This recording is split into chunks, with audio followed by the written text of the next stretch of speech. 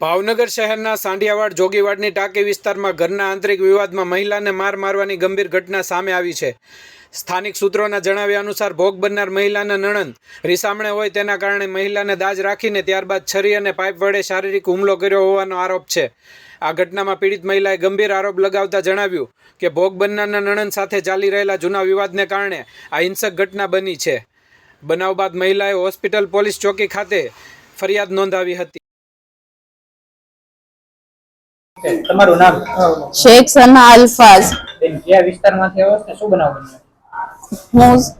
હું છે ને કાલે મિલાની ગાડી લઈને મારા નણંદ ગયા હતા તો એના વરે એમ કીધું હતું કે તમારો બદલો વાળીશ। તો હું હજી હોસ્પિટલ થી ઘરે આવી આ સટ્ટી માંથી તો એને છે ને મારી ઉપર હુમલો જાન લેવા કર્યો અને કાલે મારા નણંદ ને કીધું હતું કે છે ને એમને એનો વેર હું વાળી શકતે એમ અને મારી ઉપર છે ને છરી ને પાઇપ પડે છે ને માર માર્યો મને અને મારા ઘરની બહાર કેમેરા છે અને મને બધા આજુબાજુના માણસો છે ને બચાવવા લાગ્યા નગર બધા મને બે જણાએ પકડીને એની સાસુ અને એની નણંદે બે મને મારી પાઇપ ને છરી વડે અને અહીંયા છરી લાગી ગઈ છે મને।